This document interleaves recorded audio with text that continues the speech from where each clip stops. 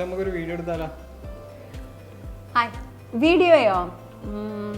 വീഡിയോക്ക് സത്യം പറഞ്ഞൊന്നും ഞാൻ സെറ്റ് ആക്കിയിട്ടില്ലടോ. എപ്പോഴേക്കാ വേണ്ടേ? സെറ്റ് ആക്കണം വീഡിയോ അല്ലേ? ഓക്കെ, അങ്ങനെയാണെങ്കിൽ നമുക്ക് ഗ്ലാസിനെ കുറിച്ചൊരു വീഡിയോ ചെയ്താലോ? ഗ്ലാസ് PSC ചോദിക്കുന്നതാ, ഒരുപാട് ചോദ്യങ്ങളുള്ളതാ. ഇപ്പം ഗ്ലാസിനെ കുറിച്ച് കുറച്ച് കാര്യങ്ങൾ പറഞ്ഞുതരാം. Okay, come on.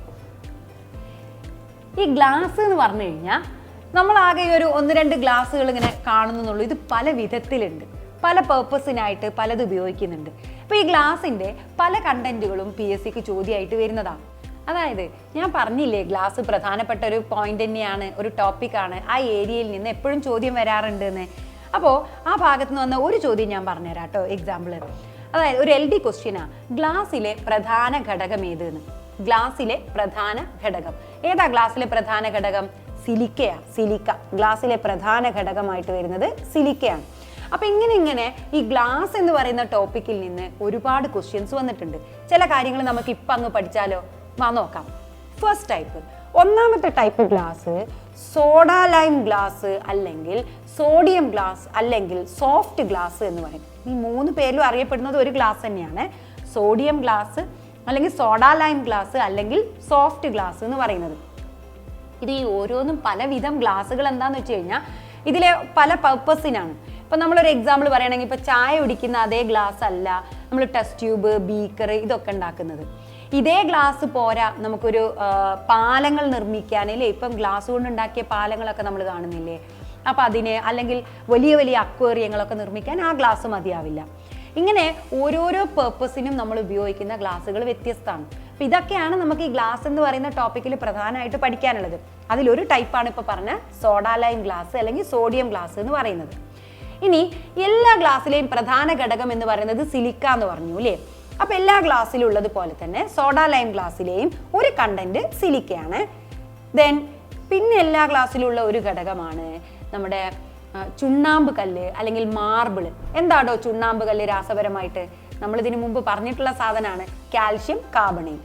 അപ്പോൾ ഈ കാൽഷ്യം കാർബണേറ്റും സിലിക്കയും ചേർന്നാൽ, അതായത് കാൽഷ്യം സിലിക്കേറ്റ് എന്ന് പറയുന്ന സാധനം എല്ലാ ഗ്ലാസ്സിലും ഉണ്ട്.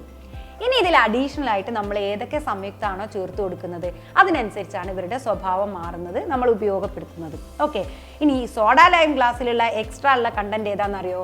വാഷിംഗ് സോഡ എന്ന പേരിൽ അറിയപ്പെടുന്ന ഒരു സാധനമാണ്. നിങ്ങൾക്കൊക്കെ പരിചയം ഉണ്ടാവും ഇല്ലേ? ഏതാണോ washing soda? Sodium carbonate, Na2CO3.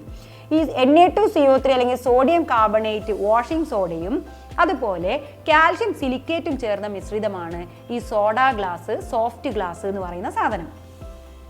ഇതിപ്പോൾ നമ്മൾ എന്തിനാ ഉപയോഗിക്കാന്ന് വെച്ച് കഴിഞ്ഞാൽ നമ്മുടെ ചായ ഗ്ലാസ് ഉണ്ടാക്കാൻ, ജനൽ ചില്ലുകൾ ഉണ്ടാക്കാൻ, അതുപോലെ ഇപ്പം നമ്മുടെ ഓഫീസിലൊക്കെ ആണെങ്കിൽ പല പല സെക്ഷനുകൾക്കിടയിൽ ഇങ്ങനെ സെപ്പറേഷനൊക്കെ വെക്കില്ലേ ഗ്ലാസ് വെച്ചിട്ട്, അങ്ങനത്തെ നോർമൽ ഗ്ലാസ്സുകളൊക്കെ നിർമ്മിക്കാൻ, കണ്ണാടി നിർമ്മിക്കാൻ ഇതിനൊക്കെ ഉപയോഗിക്കുന്ന ഗ്ലാസ്സാണ് ഈ സോഡ ലൈം ഗ്ലാസ്. ഓക്കെ, അപ്പോൾ ഒന്നാമത്തെ ടൈപ്പ് ഗ്ലാസ് പഠിച്ചല്ലോ. ഇനി ഈ ഗ്ലാസ്സിൽ ഇപ്പം നമ്മുടെ സാധാരണ നമ്മുടെ വീട്ടിലുള്ള ചായ ഗ്ലാസ്സിൽ നല്ല തിളച്ച ചൂടുള്ള ചായ മുഴുവനായിട്ടും ഒഴിക്കുകയാണെന്നുണ്ടെങ്കിലുള്ള അവസ്ഥ എന്തായിരിക്കും? അത് പൊട്ടും ഇല്ലേ, ക്രാക്ക് വീഴും. അതായത് ഈ സോഡ ലൈം ഗ്ലാസിൻ്റെ ഒരു പ്രശ്നം ഇത് ഹീറ്റ് റെസിസ്റ്റൻ്റ് അല്ല എന്നുള്ളതാണ്. അപ്പോൾ ഹീറ്റ് റെസിസ്റ്റൻ്റ് ആയ ഗ്ലാസ് വേണ്ടേ? അതാണ് രണ്ടാമത്തെ ടൈപ്പ് ഗ്ലാസ്.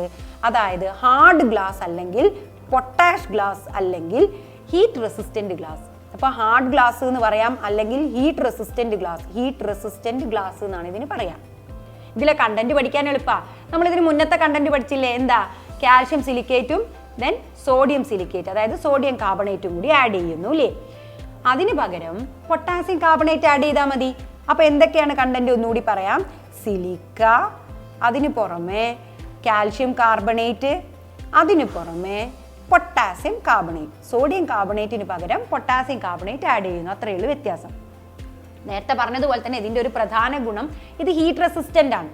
അപ്പോൾ അതുകൊണ്ട് തന്നെ നമുക്ക് താപനോപകരണങ്ങളൊക്കെ ഇപ്പം നമ്മൾ അവനിലൊക്കെ വെച്ച് ഫുഡ് ചൂടാക്കാനൊക്കെ ഒരു ഹീറ്റ് റെസിസ്റ്റൻറ്റ് ഗ്ലാസ് തന്നെ വേണം അല്ലേ.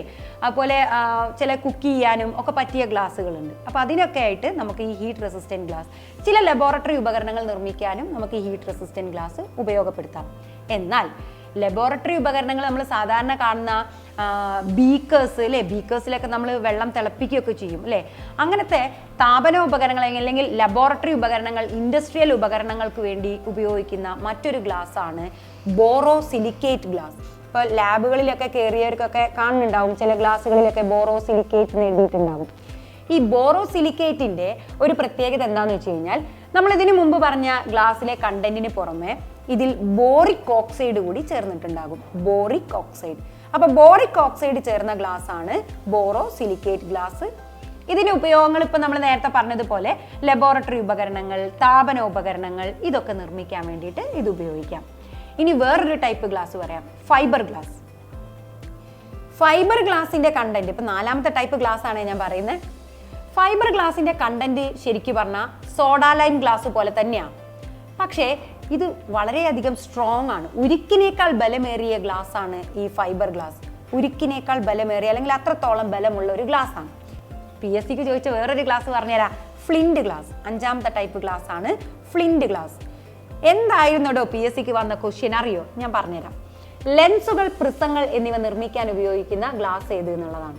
അപ്പൊ ലെൻസുകൾ, പ്രിസങ്ങൾ അങ്ങനത്തെ പ്രകാശ പ്രവർത്തനങ്ങളുമായി അല്ലെങ്കിൽ പരീക്ഷണങ്ങളുമായി ബന്ധപ്പെട്ട ഉപകരണങ്ങൾ നിർമ്മിക്കാൻ വേണ്ടിയിട്ടാണ് ഫ്ലിന്റ് ഗ്ലാസ് ഉപയോഗിക്കുന്നത്. അതുകൊണ്ട് തന്നെ ഈ ലെൻസ്, പ്രിസങ്ങളൊക്കെ നിർമ്മിക്കാൻ ഉപയോഗിക്കുന്നതുകൊണ്ട് തന്നെ ഈ ഫ്ലിന്റ് ഗ്ലാസിനെ വിളിക്കുന്ന വേറൊരു പേരാണ് ഒപ്റ്റിക്കൽ ഗ്ലാസ്. Optical glass. നമ്മൾ ഈ കണ്ണടയൊക്കെ വാങ്ങാൻ പോകുമ്പോഴൊക്കെ അവിടെയൊക്കെ ഈ ഫ്ലിന്റ് ഗ്ലാസ് കാണാം, എവിടെയെങ്കിലുമൊക്കെ എഴുതി വെച്ചിട്ടുണ്ടാവും കേട്ടോ, ഒപ്റ്റിക്കൽ ഗ്ലാസ്. ഇനി ഇതിലെ കണ്ടന്റിന്റെ പ്രത്യേകത എന്താണ്? സാധാരണ ഗ്ലാസ്സിലെ കണ്ടന്റ് തന്നെയാണ്. അതിന് പുറമെ ഇതിൽ ചേർക്കുന്നത് ലെഡ് ഓക്സൈഡ് ആണ്. അപ്പൊ ലെഡ് ഓക്സൈഡ് കൂടി ചേർന്ന് കഴിഞ്ഞാൽ ഫ്ലിന്റ് ഗ്ലാസ് റെഡിയായി. ഉപയോഗിക്കുന്നത് എന്തിനാന്നാ പറഞ്ഞത്? ലെൻസുകൾ, പ്രിസങ്ങൾ, ഇതിനൊക്കെ ഉപയോഗിക്കുന്നത് കൊണ്ട് തന്നെ ഇതിനെ ഒപ്റ്റിക്കൽ ഗ്ലാസ് എന്നും വിളിക്കാറുണ്ട്. ഇനി വേറൊരു ക്വസ്റ്റ്യൻ ചോദിക്കാം. പ്രീവിയസ് ഇയർ ക്വസ്റ്റ്യൻ ആണ്, PSC ചോദിച്ച ക്വസ്റ്റ്യൻ ആണ്. അൾട്രാ വയലറ്റ് രശ്മികൾ തടഞ്ഞു നിർത്തുന്ന ഗ്ലാസ് ഏതെന്ന് അറിയോ? അൾട്രാ വയലറ്റ് രശ്മികൾ തടഞ്ഞു നിർത്തുന്ന ഗ്ലാസ് ക്രൂക്സ് ഗ്ലാസ് ആണ്. Crookes glass. ഇത് UV റേസിനെ തടഞ്ഞു നിർത്തും. അപ്പൊ അതുകൊണ്ട് തന്നെ നമ്മുടെ ഈ വെൽഡിങ്ങിന്റെ ഒക്കെ സമയത്ത് ഒരു ഷീൽഡ് മുന്നിൽ വെക്കും അല്ലെ, UV റേസ് ഒക്കെ വരുമ്പം അത് നമ്മുടെ കണ്ണിന് കേട് പറ്റാതിരിക്കാൻ വേണ്ടിയിട്ടൊക്കെ ഷീൽഡ്, അതിനൊക്കെ ഉപയോഗിക്കുന്നത് ഈ ക്രൂക്സ് ഗ്ലാസ് ആണ്. എന്നാൽ വാഹനങ്ങളിലൊക്കെ സേഫ്റ്റി ഗ്ലാസ് ആയിട്ട് ഉപയോഗിക്കുന്നത് ഏതാടോ? വാഹനങ്ങളിലൊക്കെ നമ്മൾ കണ്ടിട്ടുണ്ടാവും, ഈ അപകടം ഉണ്ടാവുന്ന സമയത്തൊക്കെ ഈ ഗ്ലാസ് ഒക്കെ അങ്ങ് പൊട്ടിയിട്ട് ആകെ നുറുങ്ങി കൽക്കണ്ടത്തിന്റെ തരികൾ പോലെ വീണു പോകും അല്ലേ? അത് കുത്തി കയറിയിട്ട് അപകടമൊന്നും ഉണ്ടാവാറില്ല. അതിന് കാരണം എന്താന്ന് വെച്ച് കഴിഞ്ഞാൽ, ഇത് 2 ഗ്ലാസ് ഷീറ്റുകൾക്കിടയിൽ ഒരു പ്ലാസ്റ്റിക് ഷീറ്റ് വെച്ച് ലാമിനേറ്റ് ചെയ്ത രീതിയിലാണ് ഈ ഗ്ലാസ് നിർമ്മിച്ചിട്ടുള്ളത്. അപ്പൊ അതുകൊണ്ട് വാഹനങ്ങളിലെ സേഫ്റ്റി ഗ്ലാസ്സുകളെ നമ്മൾ ലാമിനേറ്റഡ് ഗ്ലാസ് എന്നും വിളിക്കാറുണ്ട്. ലാമിനേറ്റഡ് ഗ്ലാസ്സുകൾ. ഓക്കെ, അപ്പൊ നമ്മൾ എത്ര ഗ്ലാസ്സുകൾ പഠിച്ചു? സോഡാ ലൈം ഗ്ലാസ് അല്ലെങ്കിൽ sodium glass, then heat resistant glass അല്ലെങ്കിൽ പൊട്ടാഷ് ഗ്ലാസ്, ഒപ്റ്റിക്കൽ ഗ്ലാസ് അല്ലേ, ഒപ്റ്റിക്കൽ ഗ്ലാസ് അല്ലാന്നുണ്ടെങ്കിൽ flint glass, then boric oxide ചേർന്നിട്ടുള്ള ഗ്ലാസ് പഠിച്ചു അല്ലേ, borosilicate glass, then Crookes glass പഠിച്ചു. വേറൊന്നാണ് ലാമിനേറ്റഡ് ഗ്ലാസ്. ഇതൊക്കെയാണ്. ദെൻ ഫൈബർ ഗ്ലാസും പഠിച്ചു. പ്രധാനപ്പെട്ട ഗ്ലാസ് എന്ന് പറയുന്ന ഏരിയയിൽ നമ്മൾ പ്രധാനമായിട്ടും പഠിക്കേണ്ട ഗ്ലാസ്സിലെ വിഭാഗങ്ങൾ ഇതൊക്കെയാണ്. നന്നായിട്ട് പഠിക്കുക, എക്സാമിന് എല്ലാവരും റെഡി ആവുക. Okay, thank you.